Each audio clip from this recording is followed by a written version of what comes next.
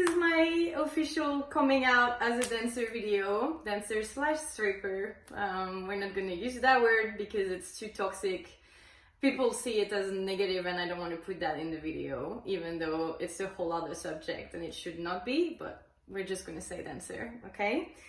Yeah, I was gonna wear something casual and then I got annoyed at a random toxic dude yesterday that commented that sex workers have no self-worth or not worthy of anything. So now I'm very pumped up and passionate, and this is what this video is for anyway.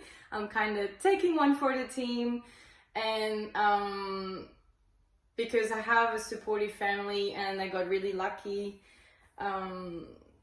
in my journey as a dancer, I want to share that to kind of break the stigmas and help maybe other dancers do the same, or feel less ashamed anyway if they are.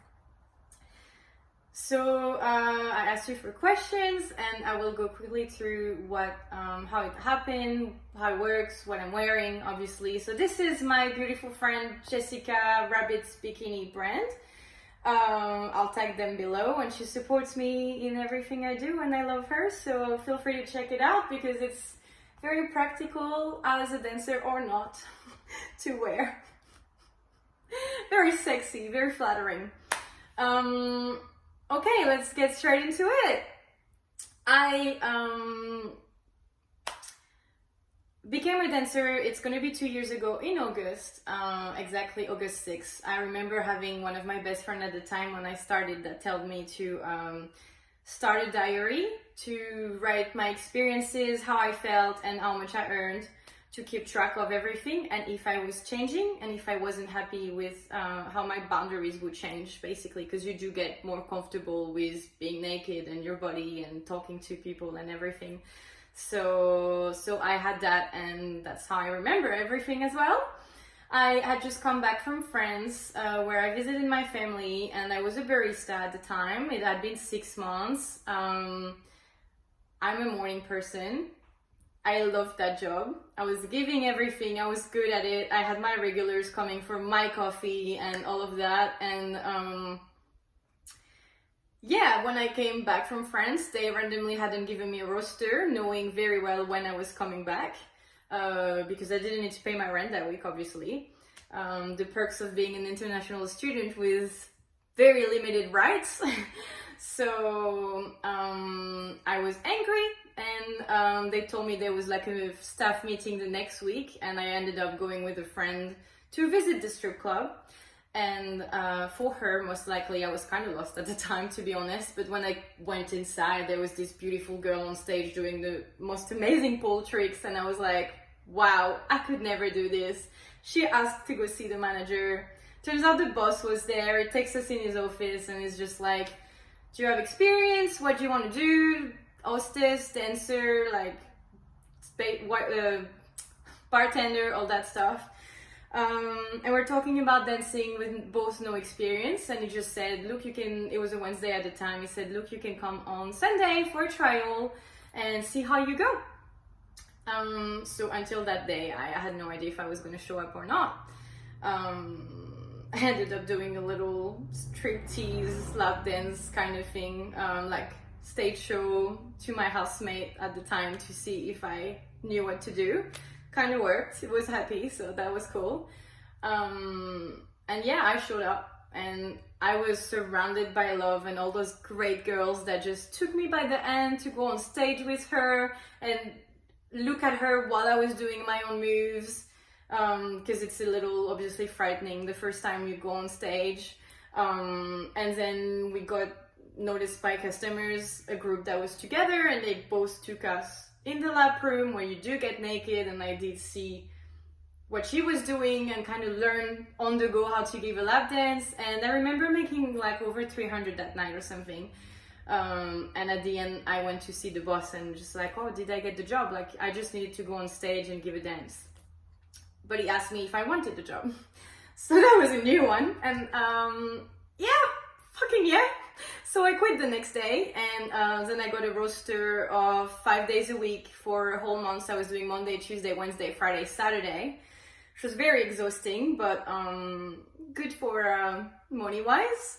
I just didn't know at the time that the baby stripper phase is when everything is new and you learn how beautiful you are, because no, we don't always know at the start, and it's nice to have men tell you, and men and women, the other girls as well, tell you every day, every night, how beautiful and stunning and sexy you are. It's suddenly like, it's like what we should be doing in the mirror to learn to love ourselves since we're young, but because no one taught us, this is how I learned.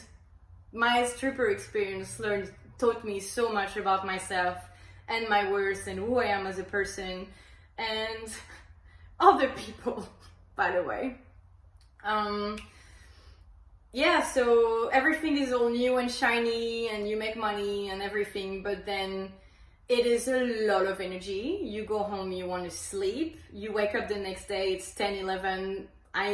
My goal of the day was going to the gym and then going back to work. So when I managed to do that, I was having a good day, but that wasn't like a life. Or I was going to the beach and then going back to work. Like, you're just working basically, or hanging with the other girls, which is awesome because we're all going in there and all of us are like, oh, I don't really like girls.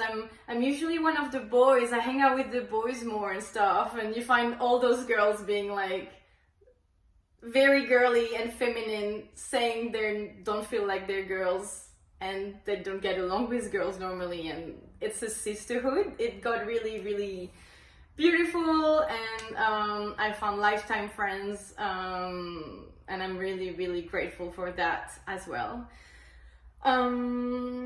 Yeah, so I remember having a bad experience around November. So I started in August, around November, went on a holiday with a friend, and then when I came back, I was a little recharged, worked New Year's and everything, starting to run myself down from doing 4 days a week, and I changed my roster to 2 days a week, which you can pick your roster, but if you do less than 4 days in the club where I'm at, you do get a door fee, which is, I get a door fee.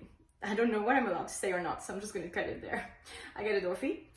So I was doing Friday and Saturday. And yeah, still loving being on stage. Like, I got way more comfortable. It made me practice my splits and all of that. So I was getting more flexible as well. And obviously got into twerking. Like, this is where it all came from. Even though I kept practicing at home while the other girls left it at work, if that makes sense as well. Yeah, went back to 2 days a week, and then it was winter, so it was less busy. You make less money when it's less busy, obviously, and I hadn't really handled my finances well at all. It was my first kind of independent experience. I had no idea how to like have savings and all of that, so I kind of fucked up there completely. But yeah, I had my first toxic customer around June, July or something, which is just a bit handsy, a bit trying to test the boundaries, and you suddenly feel like you're going home by yourself and you have no one and you're not supported, and yeah, it's a bit hard. It's like, I learned that I'm worthy of so many things and I'm beautiful and I'm amazing, everything, and then some guys go in the club and try to take that away from you. So it was a bit of a learning curve there to protect my energy and keep what I had learned, but not let it affect me. Yeah, because you get a lot of customers coming into the strip club pretending that they don't want to see you and that they came to drink and wasting your time. But what are you doing here? Just get the fuck away. Like, there are bars for this. If you came here, you buy a dance, you give a tip, you give something to the dancers, because we're not here just to look pretty. We don't get anything if you don't participate in us, if that makes sense. So that got really annoying as well. Let's go to, I don't know, I guess dating. I've never really eaten it. I remember if I didn't feel comfortable in front of other people saying straight away that I'm a dancer, because then people are like, oh, what kind of dancer? Oh, I'm a stripper. Oh, okay, Just always get two reactions. Oh, you do you, girl. Do what you gotta do to pay the bills. If I was a girl, I would totally be a dancer too. Blah blah blah, which is kind of full of judgment, to be honest. Or you get the, oh really? Can I get a lap dance for free? It's just like, no. So it's really not interesting at all. It's like the job is about being sexual and using that energy to seduce men into wanting to spend time with you, and that's how you get money. And it's feels good because we're not stealing money from people. They come in the club to spend time with us. I've literally been booked for 4 hours to look at Baby Yoda memes and talk about astrology and Star Wars and all that kind of stuff without even taking my clothes off. Like, those people are lonely and they want company. Or you get bug parties and you're just playing Twister with the other girls or whatever. Like, it's a fun house. There's a lot of like cool things. But because you have to be so sexual at work, for single girls, most of us are single, by the way. If you haven't had a partner before, it's really hard to find one once you're already a dancer because of those reactions. And people assume, guys assume anyway, that you're gonna give it away to them for free, like that they are special,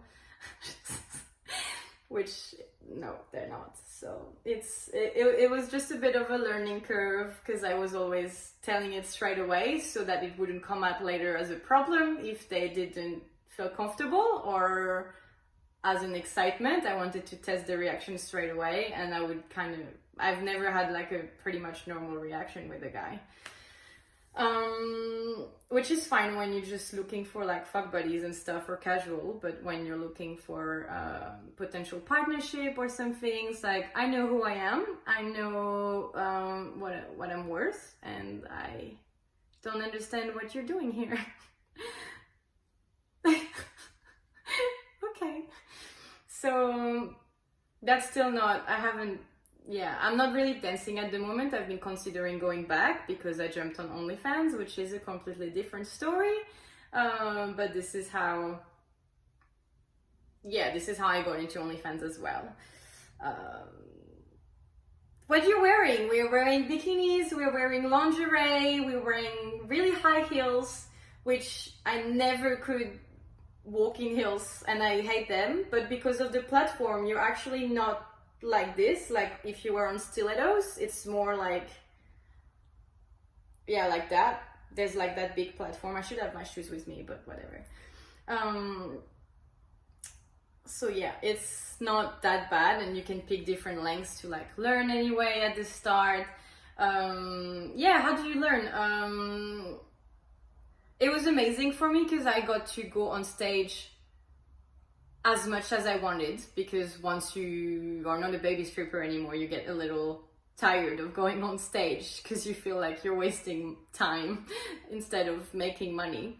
But the other girls show you pole tricks, you watch them, you see floor tricks, you do it in your own way, which makes you express your own feminine sexual power, sensuality, all of that. And I never felt like I could express that side of me in France.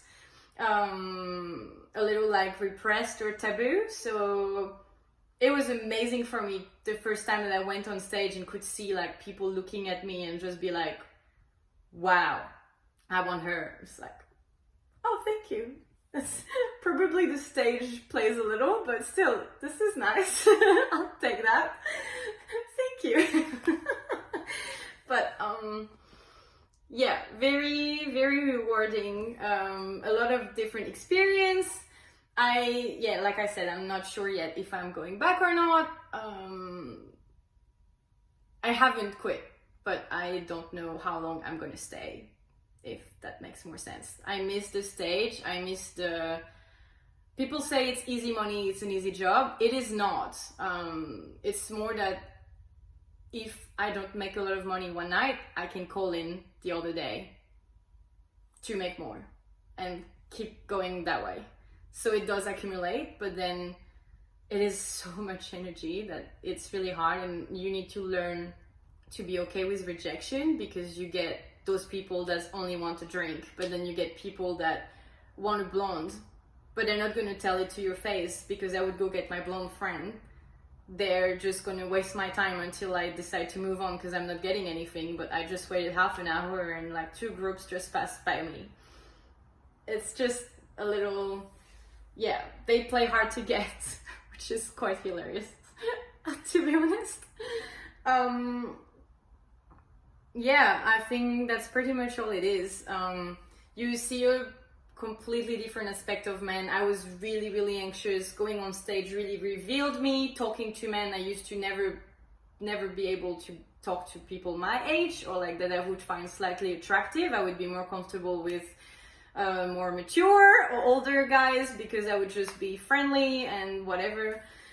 But it taught me a lot about eye contact and body language and all that kind of stuff, selling techniques. It's a lot of sales. You're selling yourself after all. And every guy that walks in here sees you as a fantasy, a goddess, and wants to take you out, which makes you feel great. But also a lot of those people are married or getting married or have girlfriends, and they would drop it. Not all of them, not all men, but a lot would drop that straight away, pretend they're single to try to go home with us. And when you see this every night for 2 years, it does change your perspective on toxic masculinity, basically. You see a lot of that stuff. But that makes me learn that I'm better off alone anyway. I'll find the right person when I am ready to pick someone that seems respectful. This is getting very long. I'm not too sure. I think I went through about everything. Yeah. I don't think I can give any more details really about stuff. I just want to say this experience was life-changing. It gave me so much, just because we obviously get naked, seeing other girls naked, and we learn to be comfortable with it. And we also learn that men, couples, women wants to see you naked, and everyone loves what they see, no matter what shapes or sizes, color you are, which I mean as a whole and also down there. It's just very, very interesting. I had never seen another girl's vagina before, so let's just say that it kind of blew my mind and helped me embrace my body the way it is, or try to, because my page is all about positivity and all that, but I have off days, obviously. And yeah, it's very empowering. It's a job that you need to do it sober, seriously, and you can't be ashamed of yourself. It's okay to hide it because you're scared of society's judgment, but then make sure that close friends, your partner, some family, whoever you trust knows who you are, because you don't want to be hiding that part of yourself and lying to yourself, pretending that you're okay with that job. It's empowering. You step on stage every night, everyone is looking at you, you're a badass, you make money, much more money than you've ever made. Even if it's not necessarily consistent and it's really hard work, it is worth the time and energy. You just need a plan when you start as well, to like, okay, I'm going to do this for 3 to 5 years so I can set my mind, so I can buy a house, so I can pay off my debt, because you can get sucked into it. If you want to do a career, obviously, like, do whatever you want, but just, as a heads up, I want to say, it's nice to have a set plan if you're planning to get out of it, because you can get stuck into it, because the more money you have, the more money you want to spend, because there's festivals, and then there's $200 shoes and makeup and everything that you want to buy that you didn't even know you needed. So it's a learning curve again, a very cool experience, but between the sisterhood and the self-worth and yeah, the empowerment, it's an experience I would do all over again. And I almost feel like every girl should be a stripper in some ways. Like, you know how you see these women sometimes coming into the club and be like, oh my god, you're so beautiful, you're amazing, I could never do that. But I was one of them, and turns out I can do that. You learn as you go. No, there's no stripper education. You don't learn to be a stripper, you just see it, and you have this within you. You're already a sexual being. You probably have sex. I'm not having sex with customers, but I mean, you express that part of yourself with your partners or with random people. This is just tapping into that side of you that you already have, and using it to make money. And that is worthy in itself, as long as you are happy with that. So there is nothing wrong with sex workers, and I will stop the video there because we're almost at 22 minutes and I think I should stop talking. Look, just ask questions below if you want me to talk about other stuff that I may have forgotten. I might be rambling and like going a bit sideways, but I just wanted to try to go everywhere and answer everything that could cross my mind. But yes, I am happy my family is aware and supporting me, because I am proud of myself, and I have no shame about being a dancer. It's taught me so much, and I remember watching Coyote Ugly with my sister when I was younger, and those women are having the time of their life dancing on a bar in a very sexy way, and I already wanted to be one. Like a lot of girls. Who hasn't dreamed about being a stripper one day just because of the wow stage thing or goddess part? So I did that, bucket list ticked off, and let's see where the rest of my journey takes me. Thanks for listening.